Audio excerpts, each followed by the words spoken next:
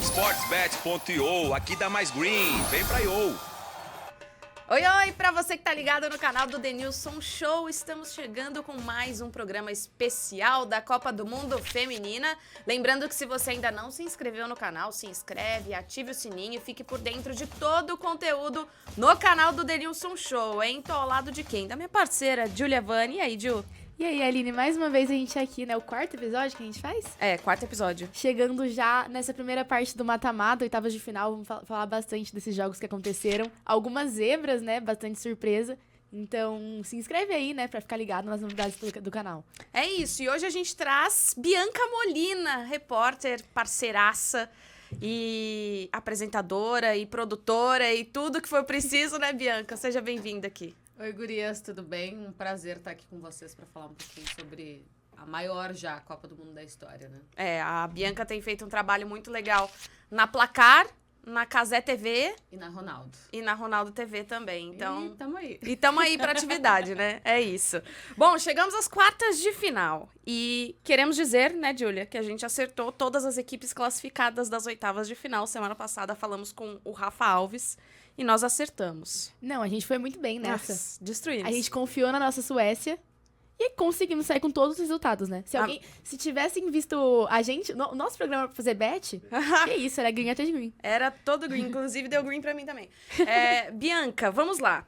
Tivemos bons jogos nas oitavas de final. Jogos, assim, com goleadas, no caso da Espanha, 5-1 pra cima da Suíça.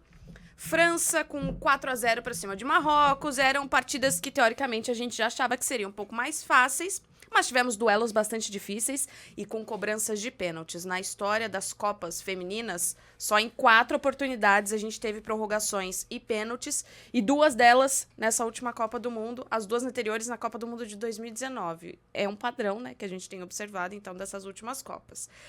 Você esperava algum resultado diferente? Alguma outra seleção que poderia surpreender ou foi o que você imaginava mesmo? Das oitavas para as quartas? Não, vários resultados diferentes, né? A começar pela eliminação dos Estados Unidos. Acho que vocês terem acertado da fase de grupos para as oitavas é um mérito, logicamente, mas existia um padrão, né?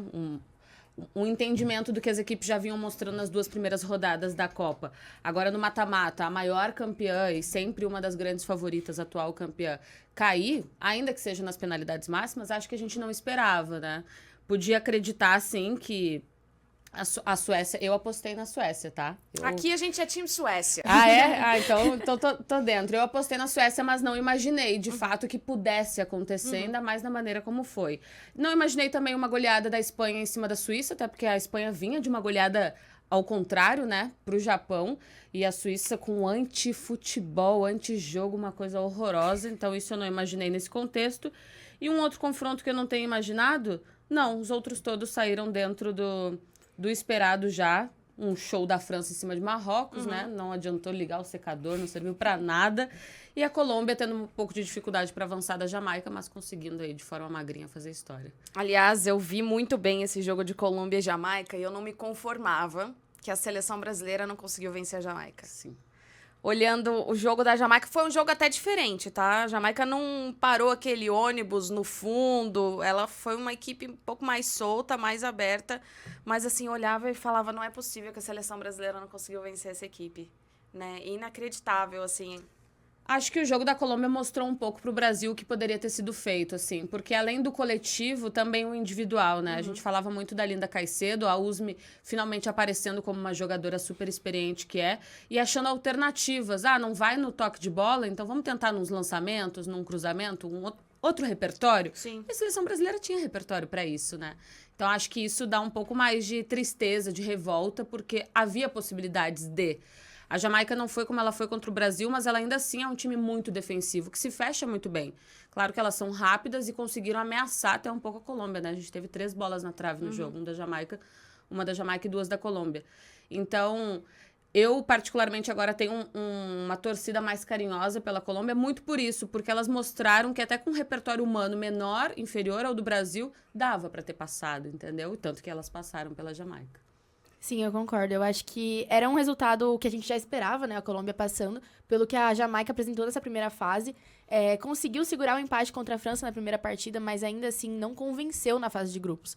Então, a Colômbia é uma seleção que tem algumas jogadoras novas que prometem muito. A Linda Caicedo, principalmente, é uma jogadora que a gente vai ficar de olho nos próximos anos e tem potencial para se tornar, assim, referência no futebol feminino.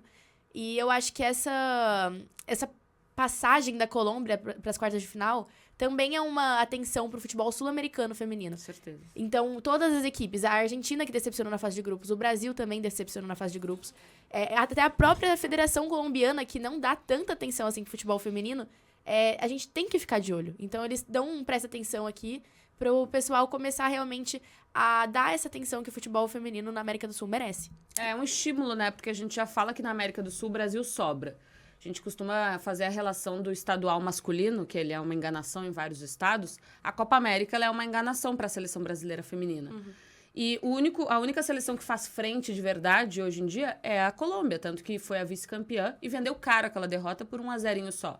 E como tu bem falaste, a Federação Colombiana hoje não impõe um calendário honesto para elas, foi até protesto, né? O motivo de protesto às vésperas da Copa do Mundo, porque elas querem mais.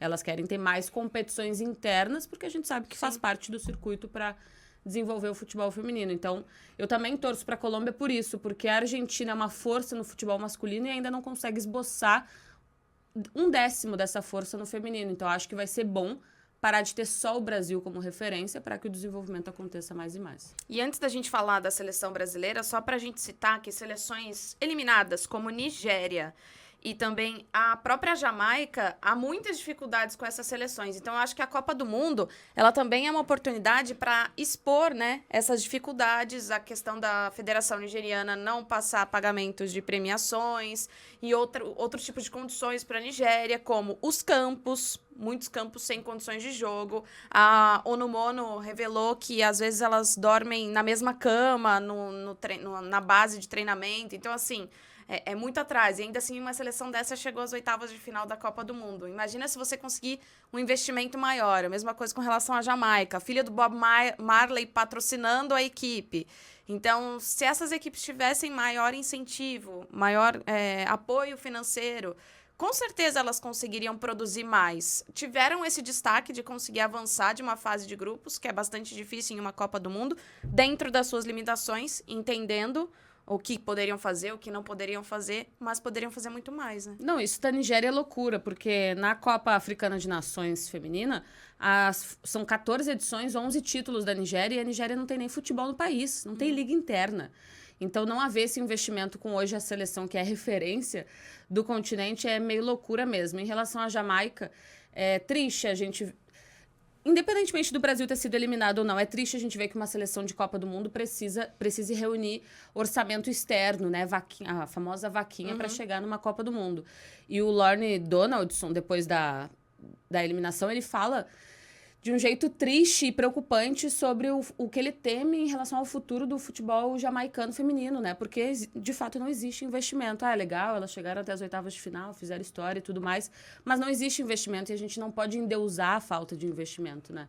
Então, realmente, assim, a gente destaca as boas campanhas que essas equipes fizeram. A Nigéria, nos pênaltis, né? Sim. Tinha tudo para tirar a atual campeã europeia. Seria um baita feito histórico, mas, de fato, a federação que corresponde ao futebol feminino nigeriano não merece isso também, né? É uma coisa até meio contraditória. A gente torce pelas histórias individuais de atletas e tal, mas como organização eles estão muito atrás e precisam aprender muito. Essa Copa do Mundo, acho que ela já vai deixar vários ensinamentos, assim, para grandes federações. Inclusive, sobre o ponto das seleções africanas, a gente já vê um pequeno incentivo, né? Com 3 seleções chegando no mata-mata pela primeira vez. Então, Marrocos, que infelizmente pegou a França, e já era o esperado, porque a França tá jogando muito, 4-0, um jogo, assim, sem dúvidas de que a França ia vencer. Um adversário muito difícil. A África do Sul contra a Holanda também, que apesar de não estar no momento tão bom contra a França, pra mim, é uma seleção muito consistente. Então, defensivamente, muito consistente. No ataque também, a Lick Martins voltando a jogar bem. Eu acho que era também o esperado. Mas ainda assim, a Nigéria, pra mim, foi a principal surpresa, digamos assim. Mas ainda é a maior campeã africana. conseguiu bater de frente com a Inglaterra. A Inglaterra que fez um jogo bem apático, assim, pra Inglaterra. Com a Lauren James expulsa também num lance que, pra mim, infantil e inaceitável. E conseguiu levar esse jogo pros pênaltis.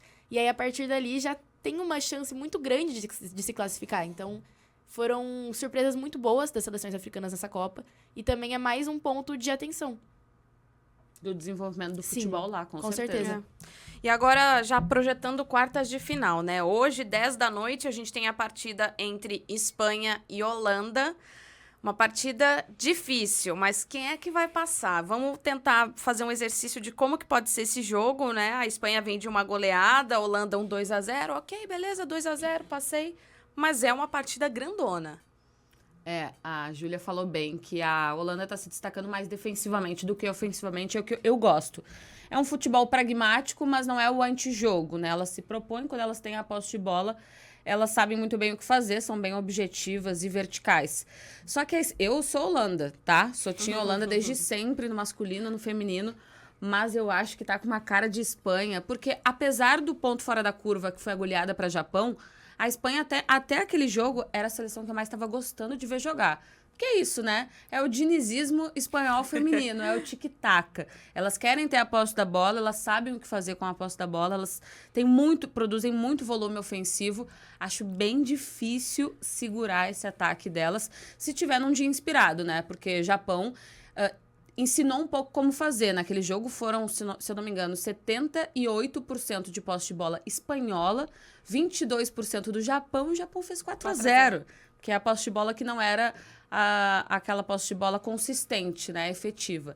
Então, a Holanda tem muito que assistir esse jogo, né, várias e várias vezes, porque ele deixou uma lição. Em contrapartida, a Suíça apresentou nada, tentou deixar o tal do caminhão do ônibus estacionado e não serviu de nada também, porque a Espanha, mais uma vez, teve 75% de posse de bola, a Suíça teve 25%, e até o gol suíço foi da Espanha, né, que foi um gol contra, uma bobeira lá. Então, torcida Holanda, mas eu acho que tá muito a cara da Espanha avançar. Eu tô fechada com a Espanha. Infelizmente. Mas eu acho que vai ser um jogo muito parecido com o do Japão. E exatamente por essa força defensiva da Holanda, eu acho que não vai ter o mesmo destino da Suíça.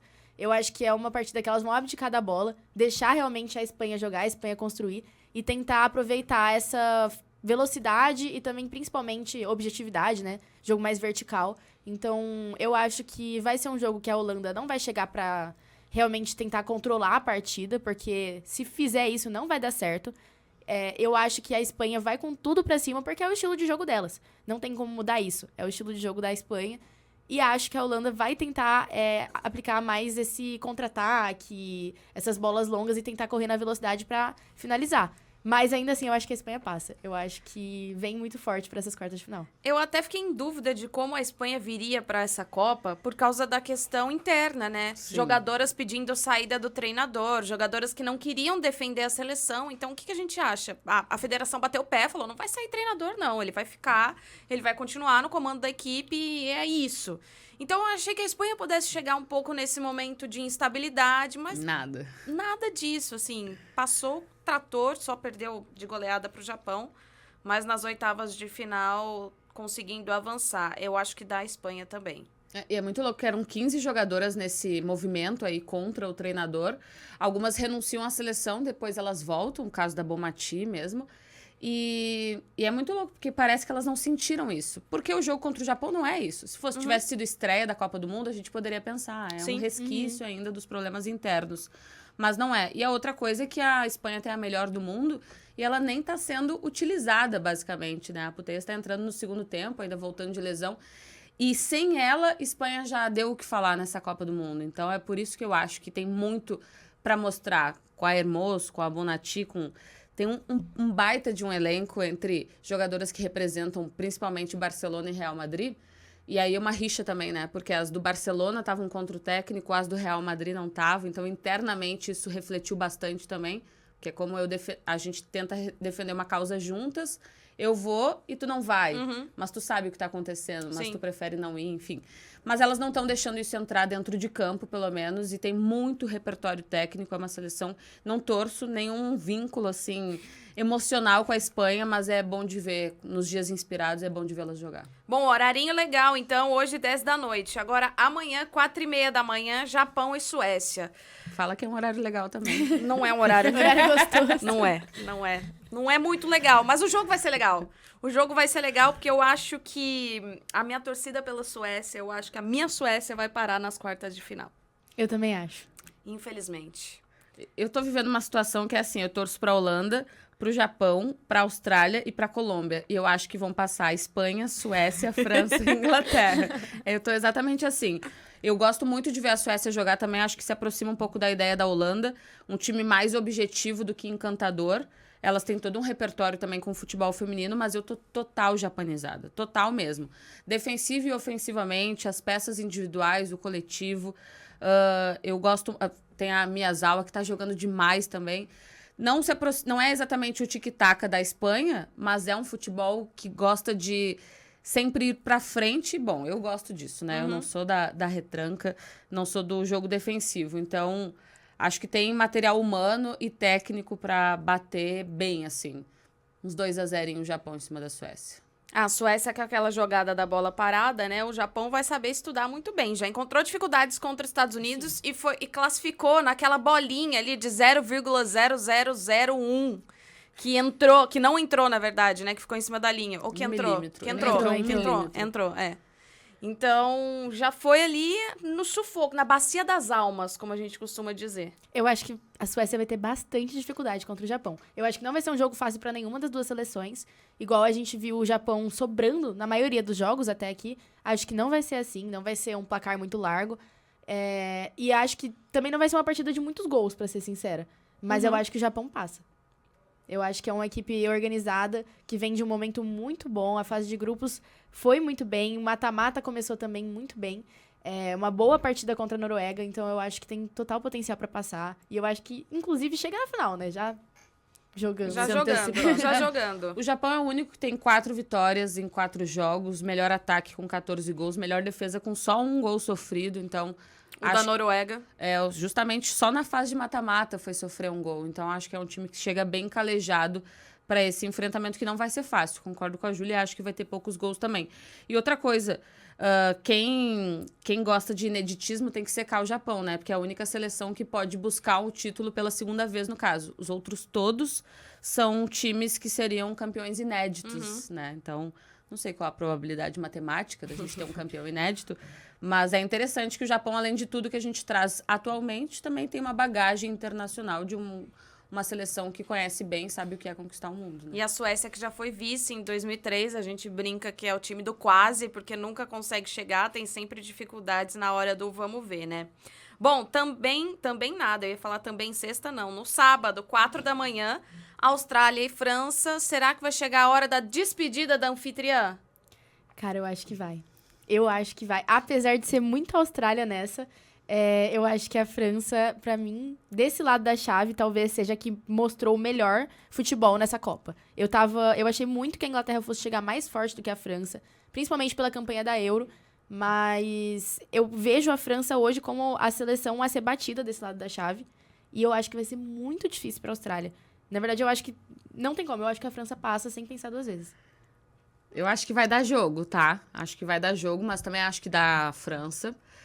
Eu gosto do time da Austrália, gosto do jeito que a Austrália joga, principalmente contra o Canadá. Acho que é mais ou menos por aí que a gente tem que pensar no que a Austrália pode apresentar contra a França. Não no jogo agora contra a Dinamarca, porque a Dinamarca também não impôs muitas dificuldades. Mas eu concordo com a Júlia, assim, apesar da Inglaterra ser a maior referência atual por ser campeã europeia, apesar de Estados Unidos ser a maior referência por ser a maior campeã, a França, ela me traz um quê de eu sei o que eu estou fazendo. Em momentos pontuais. Não conseguiu vencer a Jamaica? O Brasil também não conseguiu vencer a Jamaica. A Colômbia sofreu para vencer a Jamaica. Venceu o Brasil. Passou o carro lá no Panamá. Levou gol, é verdade, mas em determinado momento já tinha largado aquele jogo, né? Sim. Que foi um jogo bem maluco. E passou o carro também em Marrocos, né? Poderia ter sido, inclusive, bem mais. Impressão que tinham tirado o pé em determinado momento do jogo. Eu acho que vai dar a França, mas eu acho que a Austrália vai vender caro essa eliminação. E lembrando que a gente teve a estreia da Sanquer, né? de repente começando como titular. Aí vamos ver se a Pia australiana vai inventar de do nada colocar a Sanquer como titular num jogo decisivo, né? Eu entendi em direto. Eu também. Mas é um fator, né? Porque assim, o último jogo da Austrália foi no Olímpico de Sydney. 70 mil, se eu não me engano, era a capacidade. Aliás, 80 mil era a capacidade, 76 mil pessoas no estádio. Só o fato delas estarem na competição já muda o clima, né? Sim.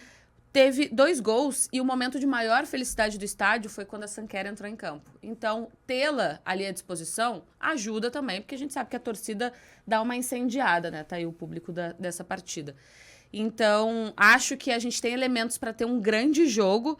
Talvez até um jogo mais atraente, né? Em termos de atração mesmo do que Japão e Suécia, Espanha e Holanda.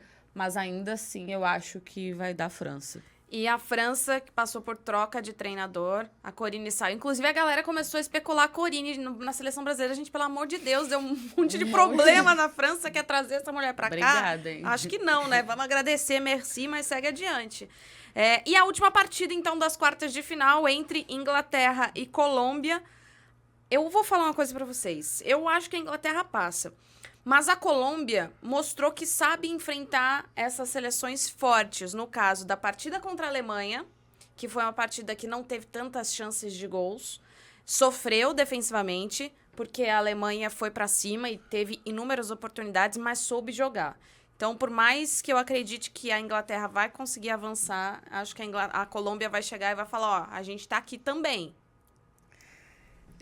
É até com dor que eu vou falar isso, tá? Eu quero que dê Colômbia, mas eu acho que a Inglaterra... Esse é o confronto que tá mais desequilibrado, assim, acho. Apesar de ter perdido a Lauren James, infantil, quase mau caráter, assim, eu vou cuidar, porque é a nossa audiência da Inglaterra, né? Pode não gostar. Mas a menina foi muito mal, ela era uma das postulantes aí ao prêmio de craque da Copa, tava se destacando muito, não tinha necessidade nenhuma, né? Não, nenhuma. E a reação dela, quando recebe o cartão vermelho, dá mais raiva ainda, né? Porque é quase uma ironia, assim, um deboche. Mas ainda assim, a Inglaterra tem... Eu fico encantada com o time da Inglaterra, com o time, não com a atuação. Com as jogadoras que tem. Porque a Inglaterra não tinha feito nada, né? Sofreu pro Haiti, venceu por 1-0. Sofreu pra Dinamarca, venceu por 1-0. Daí goleou a China, verdade. Daí teve dificuldade contra a Nigéria. Só que olhando o mano a mano, sabe que a gente faz muito no futebol? Sim. Goleiro, goleiro, atacante, atacante, lateral, lateral. A Inglaterra sobra em relação à Colômbia. Só que a Colômbia tem uma coisa que a gente queria ter visto mais no Brasil, que é a tal da raça, né? Sul-americana. Coragem, não desistir. Aquela raiva nos olhos mesmo, em determinado momento do jogo. A gente viu isso até contra Marrocos. Perdeu, mas perdeu incendiando a defesa do Marrocos até o fim do jogo. Então, eu acho que vai dar Inglaterra. Nossa, eu queria muito que desse Colômbia, assim, muito mesmo, mas acho que vai dar Inglaterra e bem. Tipo, uns 3-1, assim, sabe? Sim, na verdade, eu acho que pelo momento atual da Inglaterra, tem uma pequena chance da Colômbia passar, mas eu acho que a Inglaterra passa também. Pra mim, é uma seleção muito diferenciada, uma seleção que vem fazendo um trabalho muito bom desde antes da campanha da Euro, né? Então, elas foram muito bem na Euro, foram muito bem, deram muito trabalho pro Brasil na finalíssima. É verdade que o Brasil jogou bem aquele jogo, principalmente a segunda etapa, mas uma seleção consistente, uma seleção que tá ali, que tem, pra mim, o melhor elenco, se você for olhar, talvez batendo com a Espanha, porque eu gosto muito das jogadoras da Espanha, mas 1-1, eu acho que é o melhor elenco da Copa. E vem bem, apesar de não ter convencido em alguns jogos, venceu. Então, elas não estão indo pra fazer aquele futebol bonito, pra jogar o tic-tac. Elas estão indo pra vencer. Então, é uma seleção que eu vejo desde o início da Copa. Talvez essa percepção tenha até se perdido um pouco no caminho. Mas eu vi a Inglaterra chegando na Copa como a seleção mais preparada pra levar esse título pra casa. E eu ainda penso assim, mesmo elas não tendo convencido tanto em alguns jogos. Não, sabe o que me pega? É preparação mental, né? E num torneio tão curto, isso faz diferença. Sim.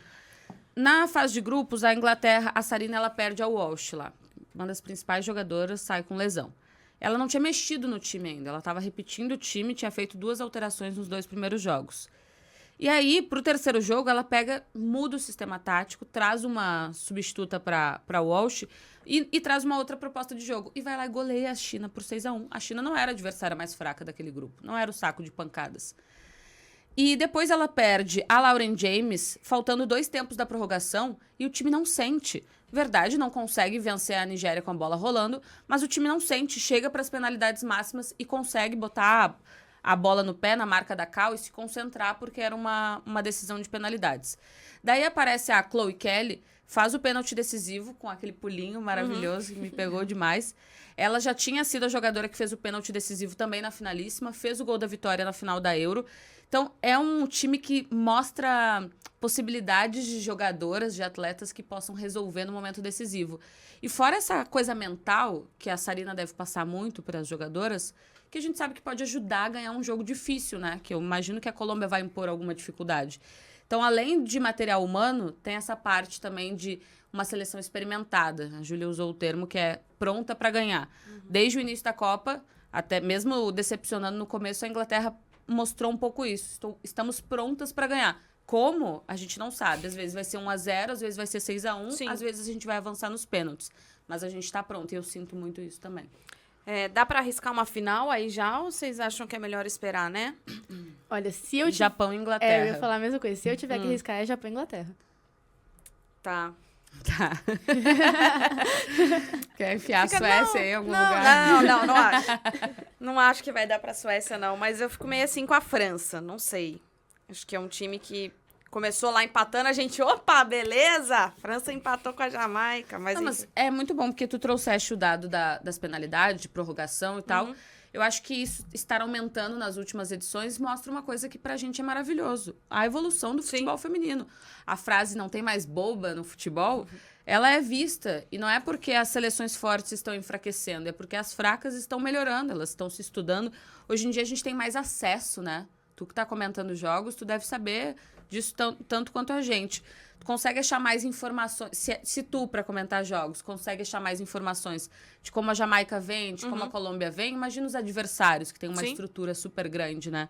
Então, eu acho isso muito bom e isso faz com que a gente olhe para um cenário de quartas de final e fique tão em dúvida na hora de traçar os favoritos, né? E também tem a questão da competitividade no sentido de vou enfrentar uma Inglaterra, Nigéria, vou enfrentar uma Inglaterra. Eu sei que é difícil enfrentar uma Inglaterra, então o que eu tenho na mão?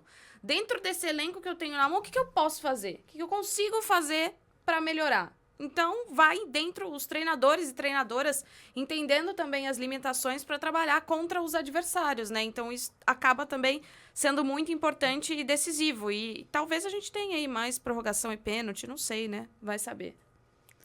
Ó, aqui eu botaria uns 2 joguinhos com prorrogação e pênalti. 2? Esse Japão Espanha e e Holanda. Suécia.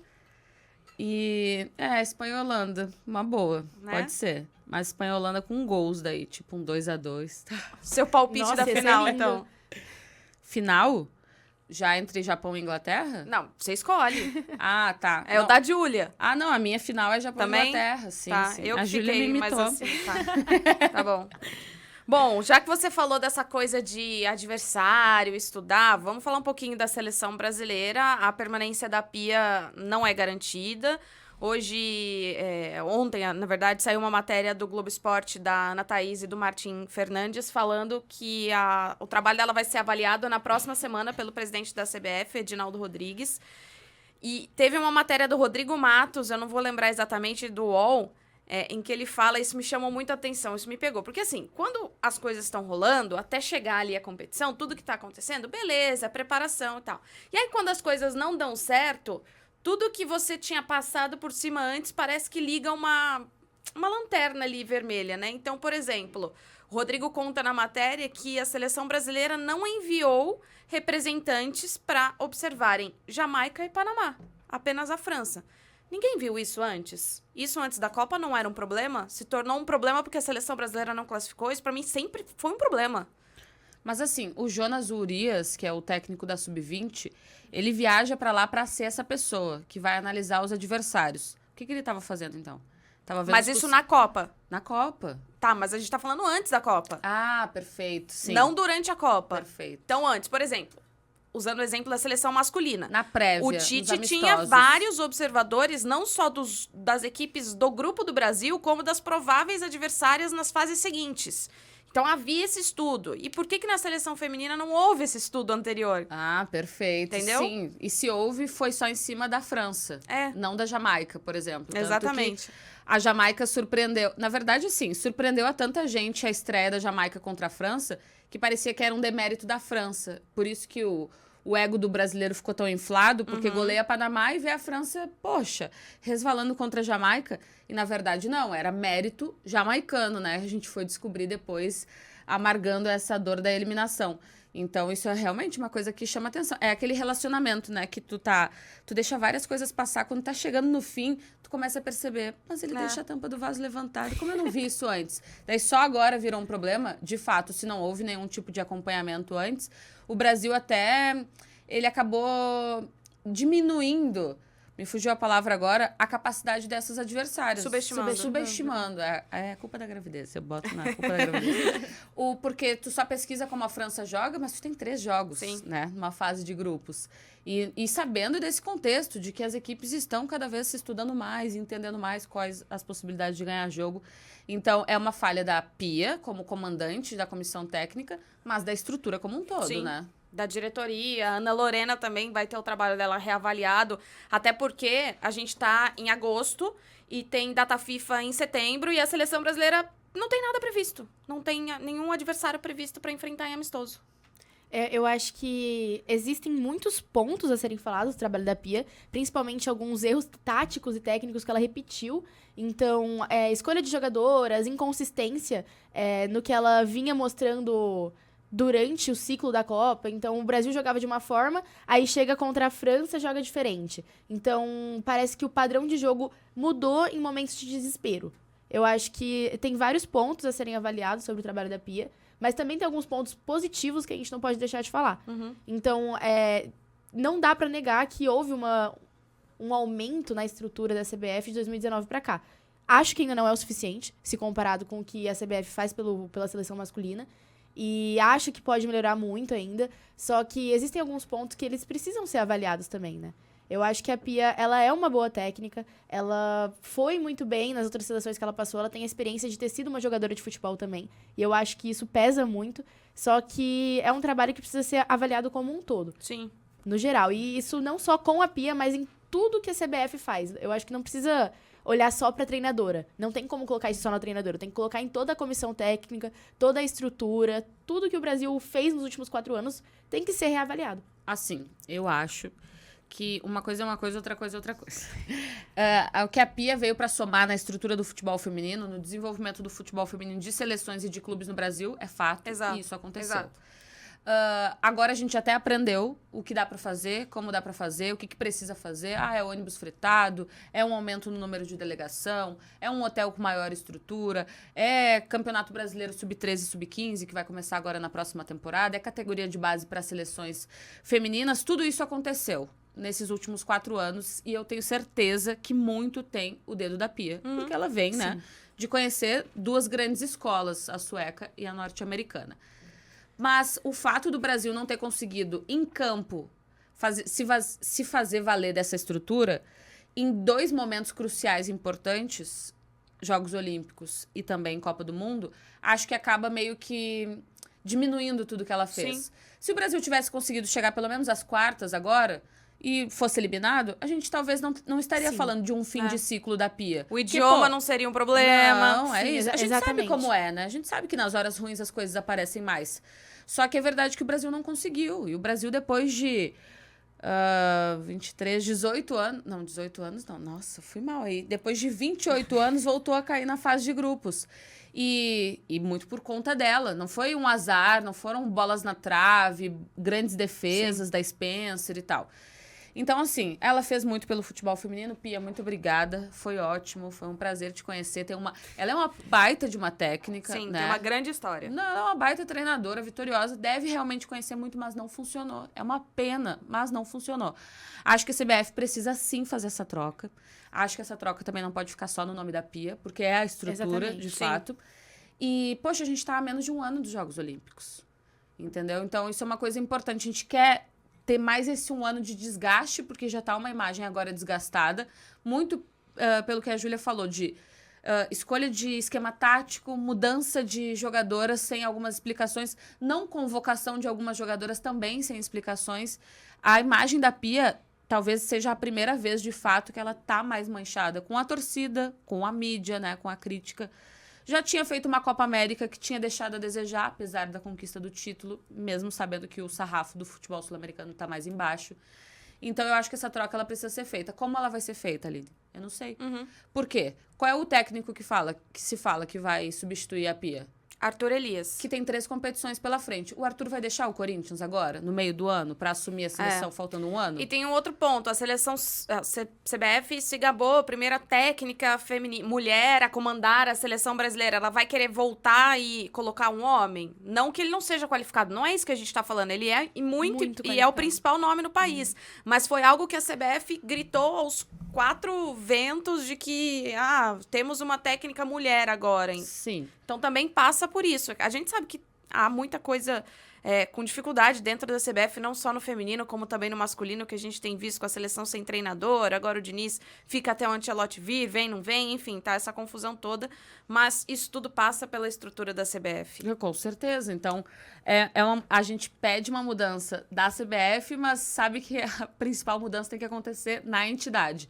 Mas assim, a CBF também já tinha feito esse barulho quando contratou a Emily Lima, em 2016, 15 lá, e depois veio e botou o Vadão. Então, não acho que seja um problema, principalmente se dessa vez for o Arthur Elias, que tem Campeonato Brasileiro, Libertadores, Campeonato Paulista, e é o principal nome do futebol feminino brasileiro. Não é uma mulher o principal nome do futebol feminino brasileiro, é um homem. E tá tudo bem, né? Se ele é gabaritado para tal, não tem problema nenhum.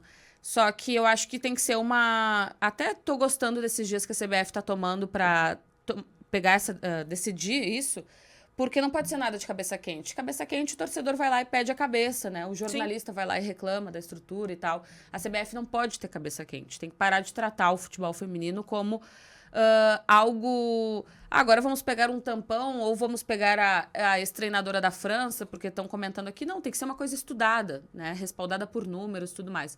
Inclusive, eu li alguém esses dias sugeriu que se o Fernando Diniz vai fazer trabalho duplo, o Arthur Elias também poderia fazer um trabalho duplo nessa reta final, porque o Campeonato Brasileiro já está na semifinal, então tem mais 4 jogos, se o Corinthians passar. Daí, Libertadores feminina é tiro curto, é curtinha, também tem menos de um mês de duração. E daí tem o Campeonato Paulista, que não desvalorizando, mas é a competição que estaria em terceira importância, né? E aí, para essa próxima data FIFA, agora de setembro, né? E aí ele começaria o ano de 2024. É só uma ideia, nem é minha, mas é uma ideia, né? Isso pode acontecer no masculino. E é uma ideia a ser levada em consideração, né? Porque o Arthur Elias, ele tem um trabalho de anos no Corinthians, um trabalho que é admirado no futebol brasileiro, campeão de tudo. Tudo que disputou, ele ganhou. Conhece boa parte das jogadoras da seleção. Perfeito. Ele tem uma avaliação do futebol brasileiro interno também, muito diferente da perspectiva que a Pia tinha, por exemplo. Sim. Com certeza. Eu acho que nesse sentido de trazer um homem depois de trazer uma mulher, no caso do Arthur Elias, não é um retrocesso. É um cara que ele fez muito pelo futebol feminino no Brasil. Ele conhece o futebol feminino brasileiro como poucos.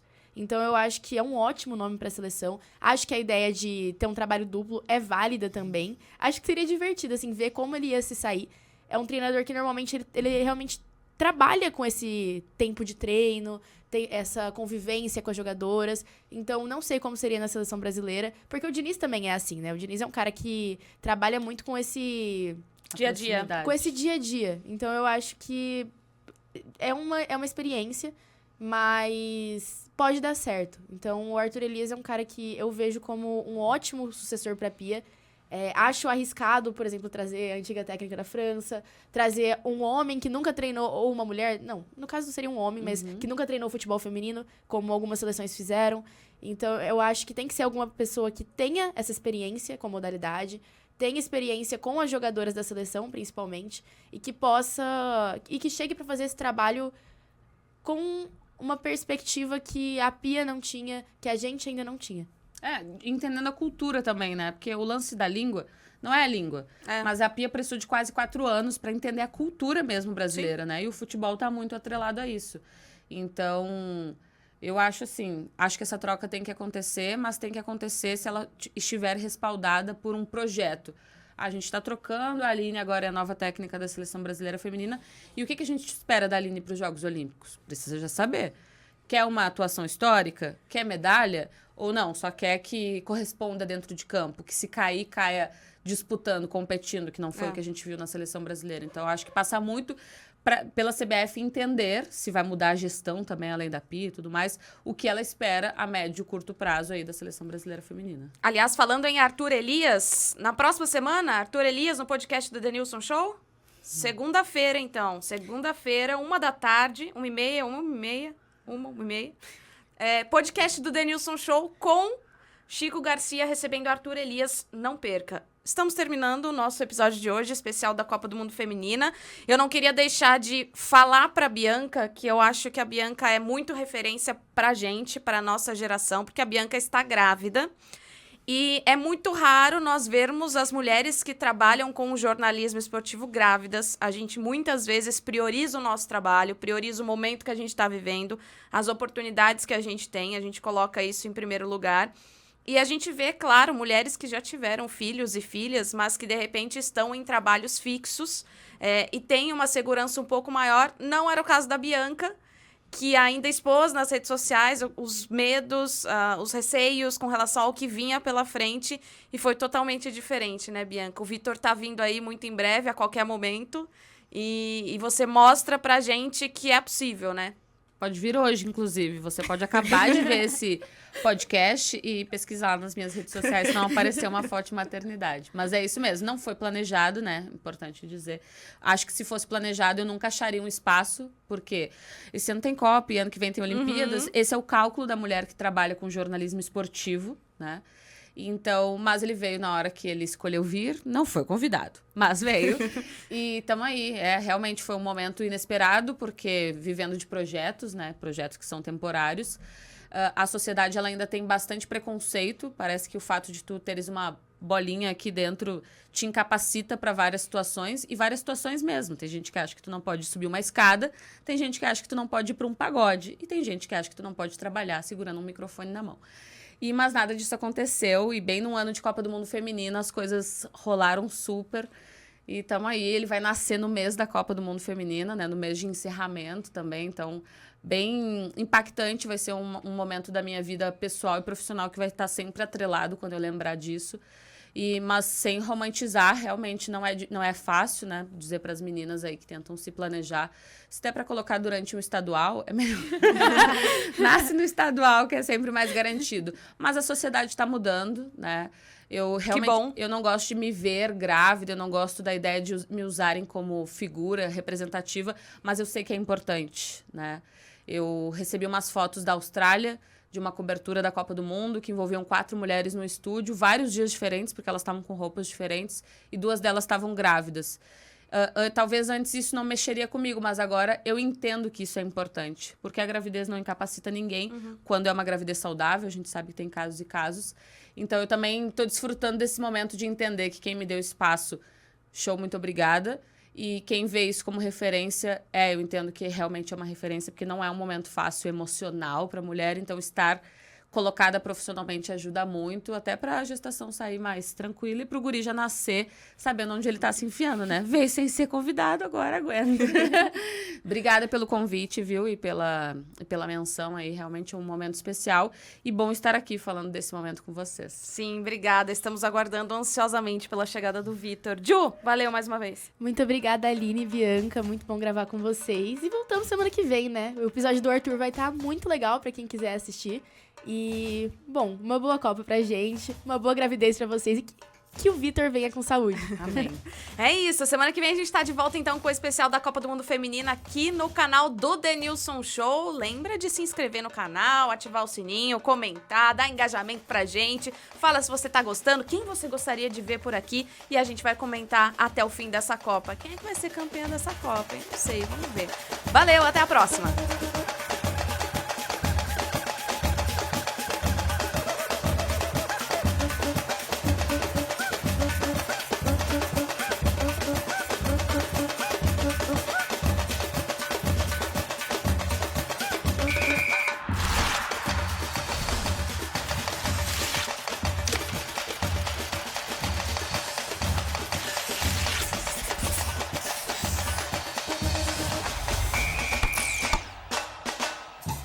Sportsbet.io, aqui dá mais green. Vem pra IO.